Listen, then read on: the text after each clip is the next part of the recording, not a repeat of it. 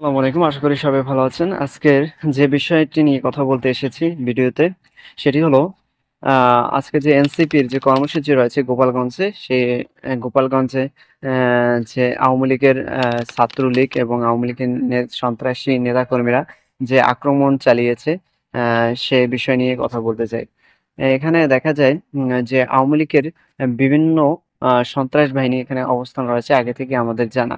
সেখান থেকে যে কর্মসূচির মধ্যে আইন শৃঙ্খলা বাহিনীর যে প্রস্তুতি থাকা দরকার এবং আইন শৃঙ্খলা বাহিনীর যে অবস্থান থাকা দরকার সেটি কিন্তু দুর্বল পরিলক্ষিত হয়েছে। তাদের অবদান কিন্তু যথেষ্ট ছিল না। সেই কারণে কিন্তু তাদের সন্ত্রাস বাহিনী কিন্তু আক্রমণ করতে পেরেছে। ওখানে দেখা যায় যে যেখানে সভা আয়োজন করা হয়েছে সেখান পর্যন্ত আওয়ামী লীগের সন্ত্রাস বাহিনীরা এসে পড়েছিল এবং চেয়ার ভাঙচুর করেছে এবং ইট পাটকেল মেরেছে এবং মঞ্চে উঠে মঞ্চে উঠে মঞ্চ ভাঙচুর করেছে। এর মাধ্যমে তাদের যে অপচেষ্টা ছিল সেটা কিন্তু তারা হাসিল করতে পেরেছে। আর এই হাসিল করার পেছনে আমি মনে করি আইন শৃঙ্খলা বাহিনীর দুর্বলতা। যাদের অবস্থান শক্তপোক্ত হওয়ার কথা তারা কিন্তু অবস্থান শক্তপোক্ত করতে পারেনি। পুলিশ বাহিনীর যে অবস্থানটা থাকার কথা সেটা কিন্তু যথেষ্ট পরিমাণ ছিল না।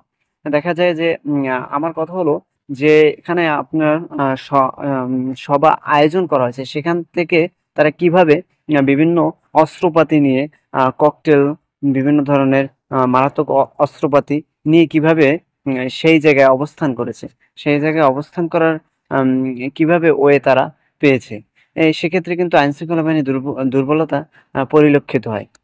ওই ওই জায়গা পর্যন্ত কিভাবে এসেছে, ওই জায়গা পর্যন্ত কিভাবে তারা অস্ত্র শস্ত্র সহকারে ওখানে আসতে পারে, এটা কিন্তু যে আইন শৃঙ্খলা বাহিনীর আহ, দুর্বলতা বলেন এবং তাদের ইনডিরেক্টলি ইনডিরেক্টলি সহযোগিতা বলেন, সেটা কিন্তু পরিলক্ষিত হয়েছে। আহ, সেটা শুধু আহ, আহ, সেটা শুধু তাদের অবস্থান দেখে বা অবস্থা দেখে বিষয়টি নিশ্চিত হওয়া যায় না। এবং সেখানে যারা অবস্থান করেছে, যারা ভুক্তভোগী হয়েছে, যে এনসিপির যারা নেতাকর্মী রয়েছে, স্থানীয় যারা সদস্য রয়েছে, তারা কিন্তু এই কথাটি বলেছে যে আইন শৃঙ্খলা বাহিনীর যে অবস্থান থাকা দরকার ছিল, তাদের যে প্রস্তুতি থাকা দরকার ছিল, সেটা কিন্তু যথেষ্ট ছিল না। আপনারা দেশের দেশের শৃঙ্খলতা তৈরি করবেন, আপনার দেশের মানুষের নিরাপত্তা নিশ্চিত করবেন। সেখানে সেখানে আপনারা যদি ভয় পেয়ে আগে পালিয়ে যান, তাহলে সাধারণ মানুষকে কে রক্ষা করবে, নিরাপত্তা দিবে? সেটাই হলো প্রশ্ন। আপনাদের অবস্থান এমন তৈরি হয় মানুষের মধ্যে প্রশ্ন প্রশ্ন উঠে আসে।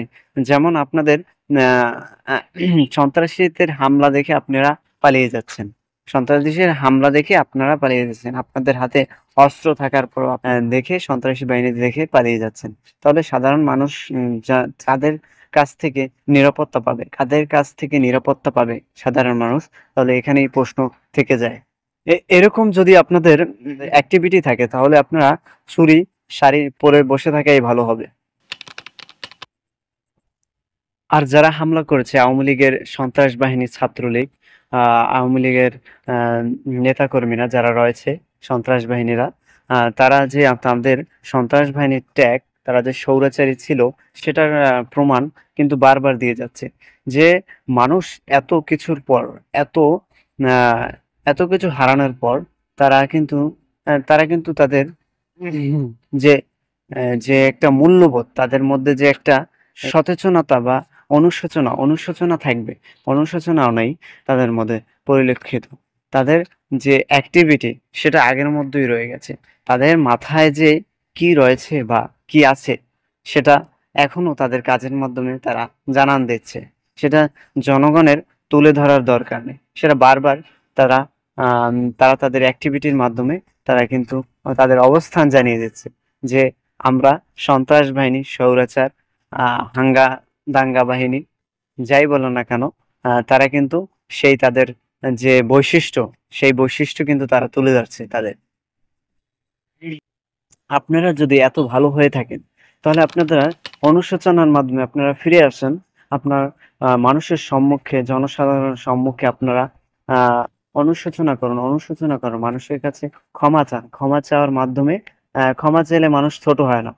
ক্ষমা চাওয়ার মাধ্যমে মানুষের পূর্ববর্তী যে পাপগুলো সেগুলো মুছে যায়, আল্লাহ তাআলা সেটাকে মাফ করে দেয়। আপনারা ক্ষমা চাওয়ার মাধ্যমে আবার আপনার দেশের স্বাধীনভাবে যারা রাজনীতি করতে চান, যারা রাজনীতির মধ্যে আসতে চান, তাদের ক্ষমার মাধ্যমে তাদের পূর্ববর্তী যে অপরাধগুলো সেগুলোকে মুছিয়ে নতুন ভাবে শুরু করুন।